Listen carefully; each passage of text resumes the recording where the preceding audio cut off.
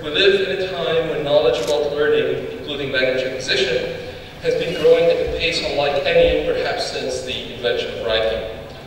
With the fast pace of knowledge accumulation, on the accumulation of knowledge, including learning a second language, although I've been told we no longer use the word second language, but other language, teachers are increasingly active themselves in the generation of knowledge through innovation, experimentation in the classroom, and research. So conferences such as this one are ideal for sharing experiences and information about the latest pedagogies and their implementation in a variety of classroom settings and learning environments, and for a variety of cognitive purposes. Gone are the days when teachers could use the same methods year after year. Today's teachers and their teachers, in turn, must become lifelong learners, engaged in academically oriented professional training programs. Conferences like this one serve as great networking and learning venues for regional teacher scholars, and we are very proud to host it at AUC. I hope that you have a fruitful and enjoyable conference, and look forward to seeing many of you again this year. Thank you.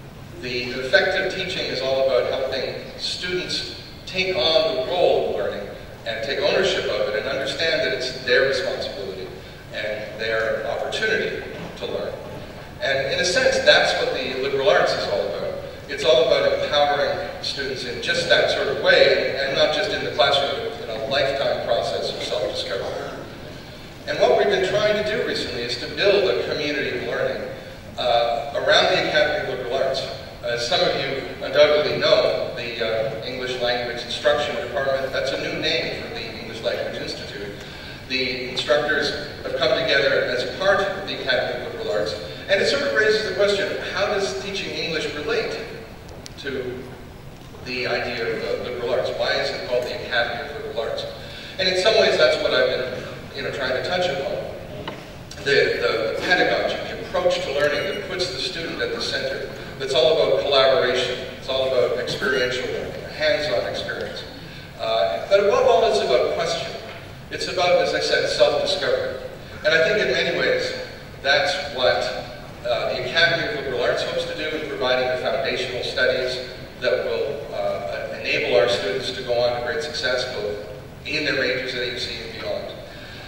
We're rethinking and retooling the undergraduate and pre-freshman courses in the English Language Instruction Department into a very intentional subconscious bridge program. So it's ramping students up to the level that they need and will benefit from as they go on in their studies, and as I said, beyond in their lives.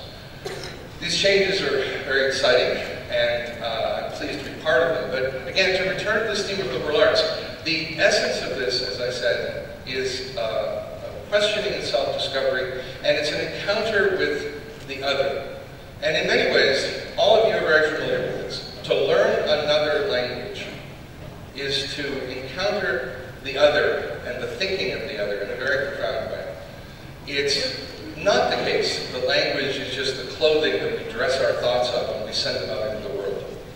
Language is the very stuff of thought. And to learn a different language is to encounter a different way of thinking. Right? It's to understand the other in a very profound way. It's to expand one's horizons.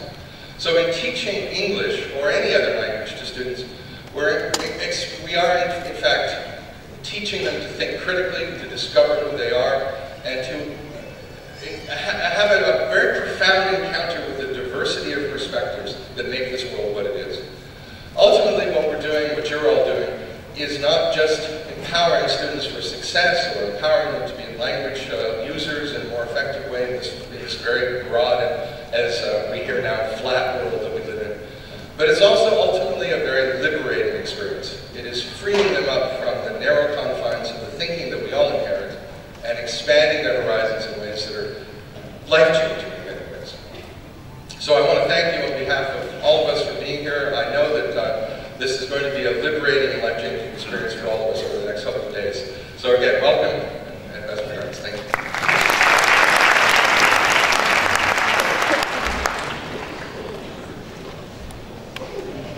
Thank you very much, Dean Switzer. Next, I would like to welcome to the podium our very own Dr. Dina Borai.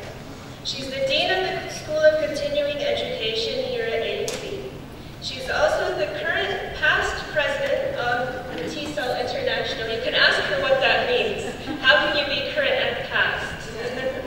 And she's also one of the founding members of the NileTESOL organization and our annual conference. So please welcome me.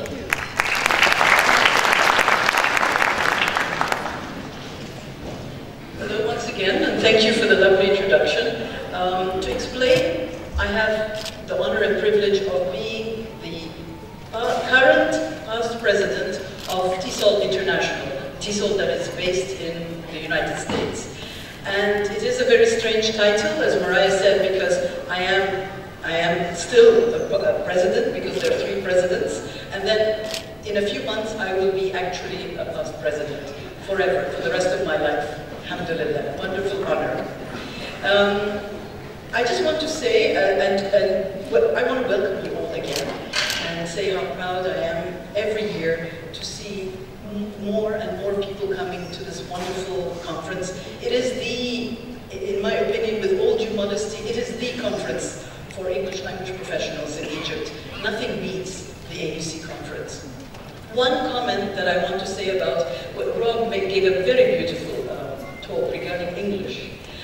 From the point of view of non-native speakers, from the Egyptian point of view, for example, English no longer belongs to the native speakers, because the number of native speakers who talk or speak English as their first language are shrinking. The number is decreasing every year. And right now we have the common model, or the model we talk about regarding English is in the plural. that there are now world Englishes, ES. There is no one English anymore. There is no one British or American or Australian or Irish, English, whatever. When we talk about world Englishes, that means English belongs to us. So if we are in Egypt and we're speaking and using English, it is Egyptian for us. Even if we are all Egyptian, most of us are Egyptians here, and we are communicating in English. It is a form of English. It is not the native English. And so the thinking has changed so much in our field regarding the reference and the yardstick, to the extent in my own area of specialization, which is language testing. If any of you look at the TOEFL IBT, if you look at this listening section, you will find in the listening section that it is no longer the voices that you will hear that are American or British. There are other voices from all over the world, including Indians and maybe Arabs and so on. So this is a beautiful and very interesting time for English, where we, the non-native speakers, are taking more and more ownership of the language and saying that this is a lingua franca. We're using it to communicate among different peoples all over the world who don't share a common language, and that English does belong to us. And we have a wonderful mission ourselves as English teachers to help our students and our learners communicate with the other, as Rob put it so beautifully, and with the rest of the world. Welcome once again to AUC and to our 19th conference, and I look forward to talking to, is it possible? Can I talk to each and every one of you? I would be very honored and privileged to get to know at least some of you. Welcome.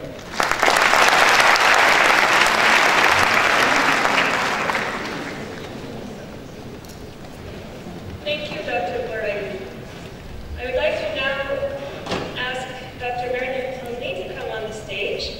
She is the current president of NileTESOL organization, and she also teaches as an associate professor in the MA TESOL program, or is it now Applied Linguistics program here at AUC.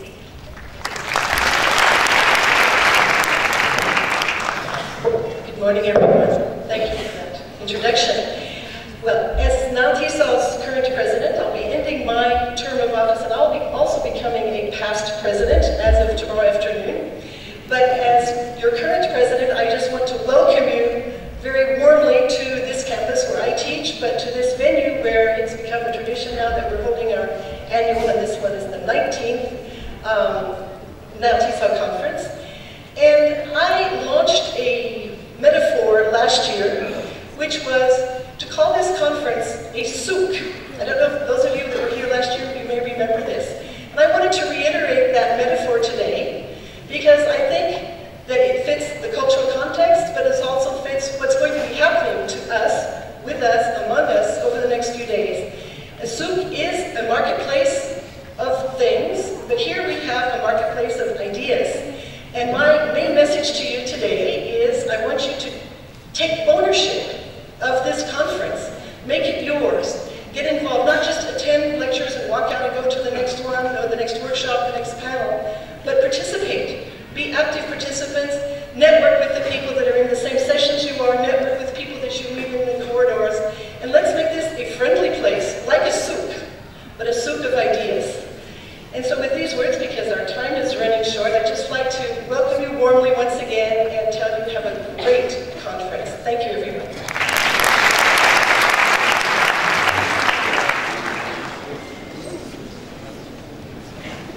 Thank you, Dr. Plumley. I would now like to invite Ms. Heba Fendelbert and Ms. Suzanne Rizzo to the stage. They are the co-chairs of this year's NileTESOL conference. They will share a few words of thanks and some logistical remarks.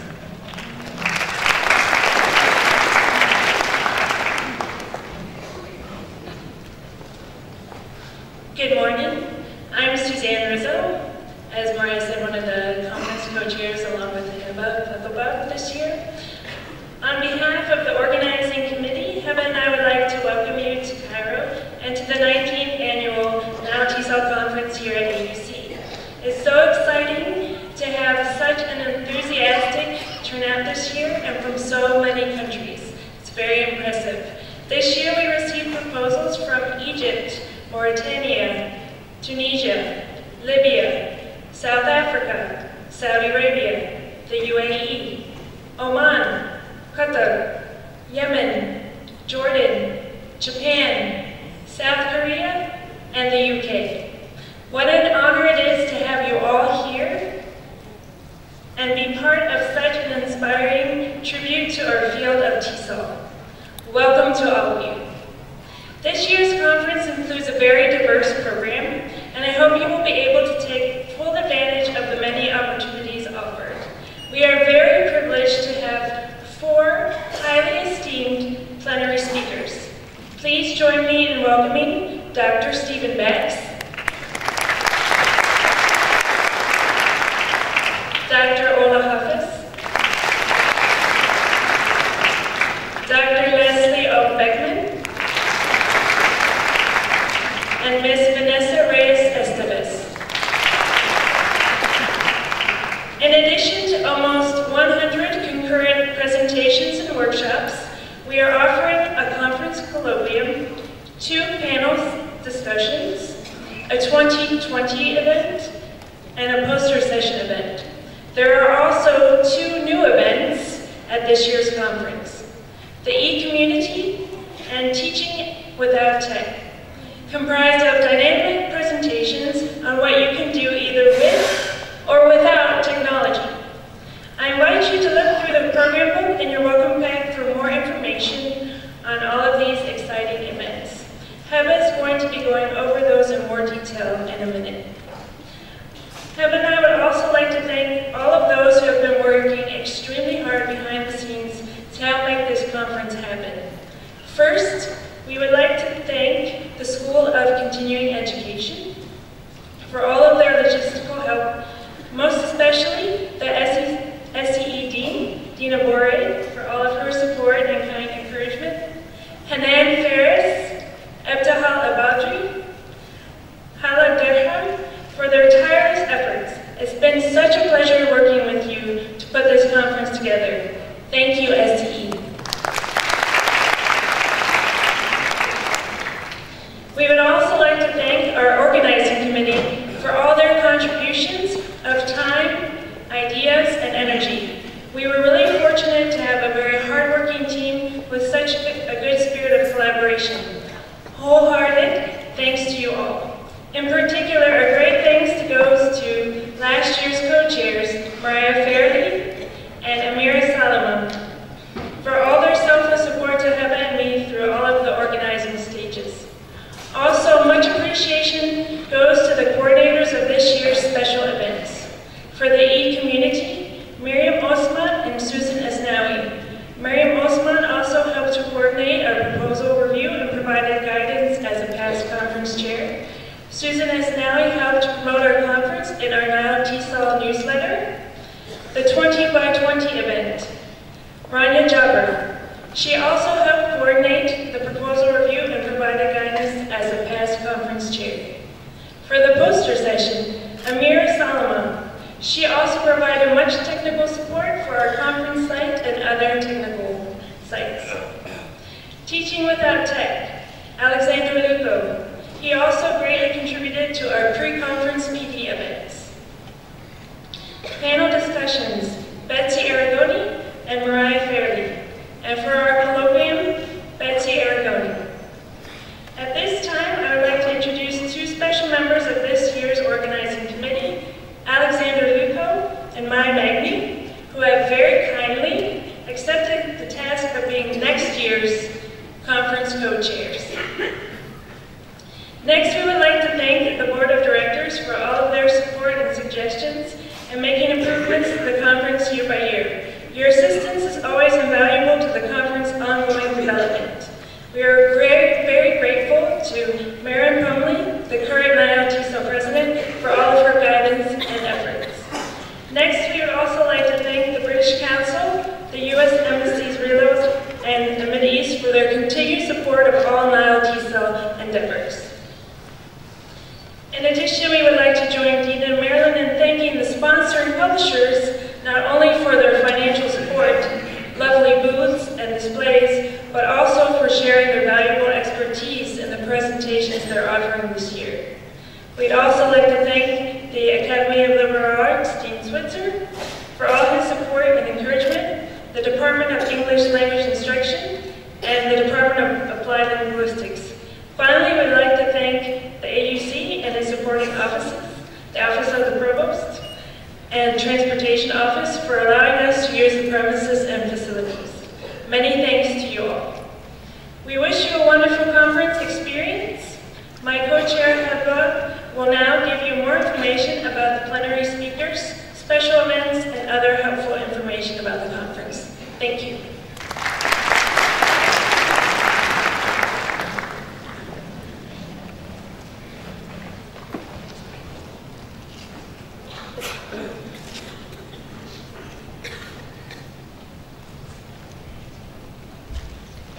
Pleased to be here with you today. So I will go through a few things with you very quickly. An overview about our plenary speakers, the special events that we'll be having here this year, and a few announcements.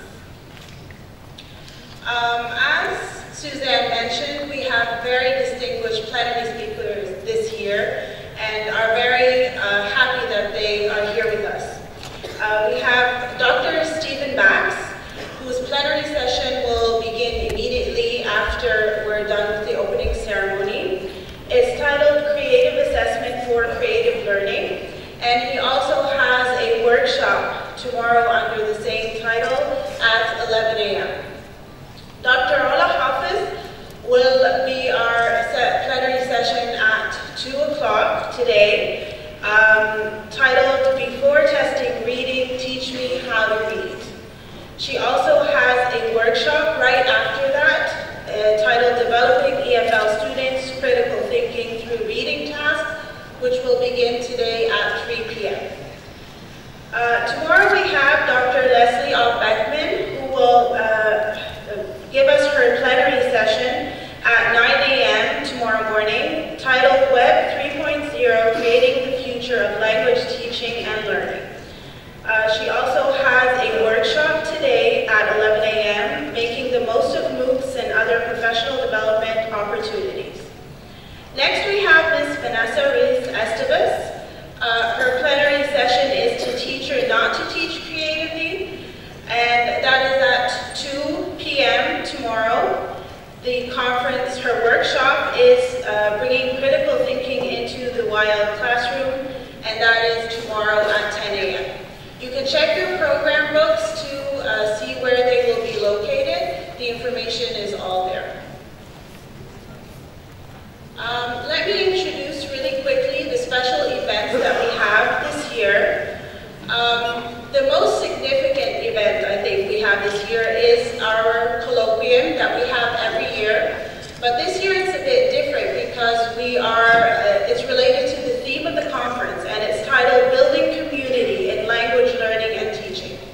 This will be held tomorrow at 3 p.m. here at Vasily Hall, and we have Elizabeth Aragoni who will be moderating, Dr. Dina Borai who will be our discussant, and all our plenary speakers will be present for this. So this is a great opportunity to hear their expert opinions on this topic. Next we have panel discussions. We have 2 panel discussions this year. One is entitled What Makes an English Language Teacher Highly Qualified, and this is today at 1 p.m. in room P022. Our next one is Opening the Doors to Underserved Population of English Language Learners in Egypt, and this is tomorrow at 10 a.m. in the same room. As Suzanne mentioned, one of our new special events this year is the e-community, which focuses on how to use technology in your teaching. This event is several short or brief presentations that will be given in lab P015, and this lab is located in the library building. There is a small hallway that has UACT written on it, and you can just go into that hallway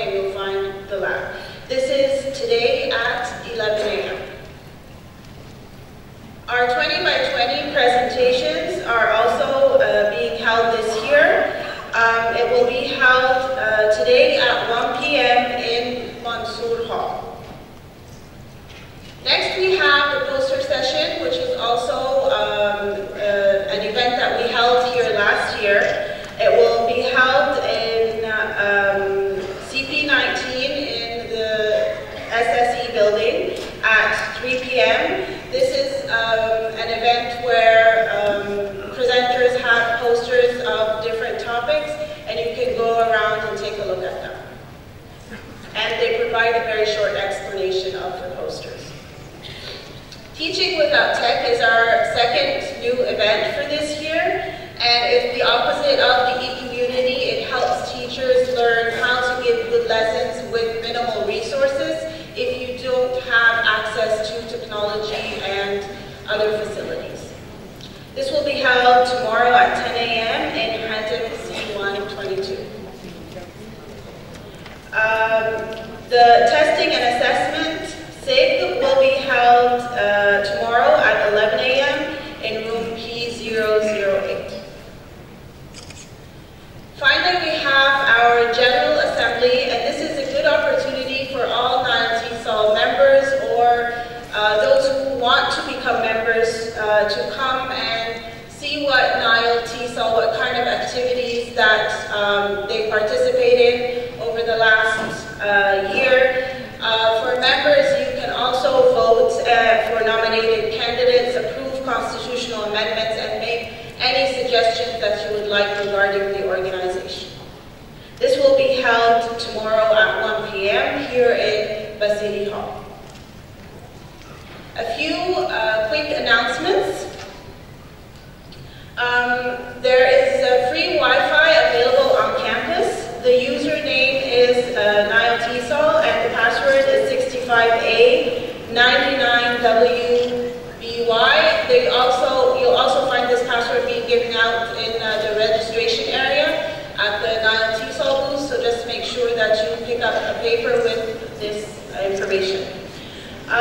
For presenters, the CTMS helpline is 010-666-94352. You will also find a sticker on each podium in your classroom with that number in case you need any IT support for your presentation.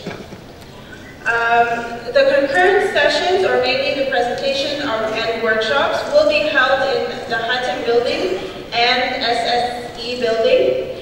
The labs that are in the library, as I mentioned, in the UACT corridor, and the conference center. We have the NileTESOL information booth. You can pick up a map if you haven't already done so from there with all the locations of the buildings. And you can ask any questions if you need some information about anything. Ushers are also around campus. They're wearing blue scarves, and you can go to them with any questions you have, any problems you have, and they will help you. We have several exhibitors' booths in the sports area, so please take the time to go and take a look. The British Council and Amnesty are holding competitions as well with professional development prizes, very generous professional development prizes. And IRB is holding a raffle today at 1 p.m., so please make sure to participate. Registration, of course, as most of you already know, is in the sports area. However, we are suspending registration until after the plenary session, so please make sure that you go after the plenary session if you still have not registered yet. We have a few cancellations. Sessions number 11, 35, 42, and 62 have been canceled. So please make sure that you take a note of that. You'll find they're in order in your program book, so just make sure that you note that these have been canceled. Thank you very much, and I hope that you enjoy our conference.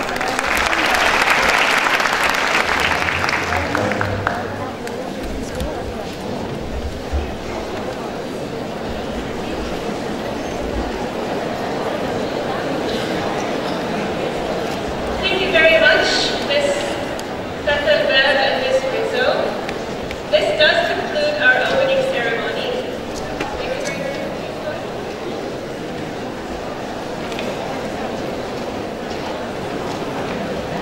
But please don't run away. We're going to begin our plenary speech directly. And I would like to now invite Mr. Jonathan Gaither, Director of English at the British Council in Egypt, to the stage.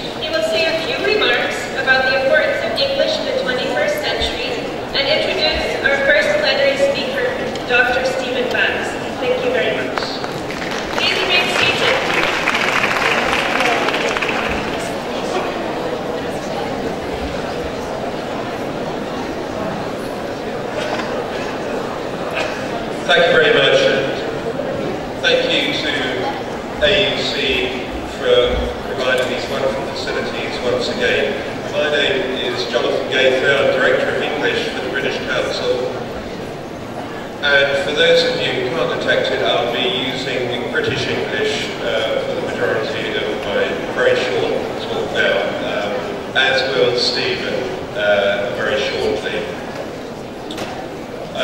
In addition to AUC, I'd like to thank the organising committee of NileTESOL, as well as the Board of Directors, not only for allowing me to jump up right now and eat into a couple of minutes of Stephen's presentation, but also for their continual support for NileTESOL. And having attended many of these events in different parts of the world, I have to say, as my first NileTESOL, it's an incredibly impressive programme, and I'm particularly proud, of course, of the contribution of teachers and teacher trainers from the British Council. So if you get the opportunity to check out their presentations and discussions, I warmly recommend you to do so. I'd like to introduce the plenary speaker, Dr. Stephen Bax, in the next couple of minutes. Stephen is Professor of Applied Linguistics at CRELA, which is based at the University of Bedfordshire. And Stephen, apart from many other successes in research and academia, has recently won the 2014 International TESOL Distinguished Researcher Award in Portland last year for his research into eye tracking during reading. Research and interests among Stephen's portfolio of work includes work in assessment and using technology in the classroom. And as you are aware, today's plenary is on the theme of creativity and language assessment. Now, I'm not going to second guess what Stephen's going to say. Just to reflect on a couple of things that have come out of the opening remarks. One is about the position of English in Egypt in particular. Not only is Egypt the most populous Arab country, it continues to play a pivotal role in this part of the world. And it's for this reason the British Council, AUC, and international partners continue to focus on Egypt, given its continuing relevance. And the story of English in Egypt itself is a fascinating one which I'm only just really becoming acquainted with as a relative newcomer. The combination of the history of institutions like AUC, which go back 100 years, with the great attachment at school level to the British curriculum, I think has provided an opportunity for the very diversity and experience in education and learning, which actually adds real strength to this country. And our work at the British Council provides work across the public sector, where we work with schools such as the National Institutes, but it also extends into parts of Egypt and parts of the education system where perhaps the resources and ability for teachers to work effectively in line with best practice is very challenging. So that's all part of my job, to see that we provide teachers with the resources and the support they need to do their job in very often challenging conditions. And having come from a background with the British Council predominantly in Europe, in Western Europe, it's amazing to see the effect that empowered, motivated teachers can bring, even the most challenging circumstances. And as I said, I think a combination of the British system with the American system here in Egypt provides you potentially with the best of both worlds. So without further ado, and before I start going into management speak, or creative management speak, I'd like to hand over to Stephen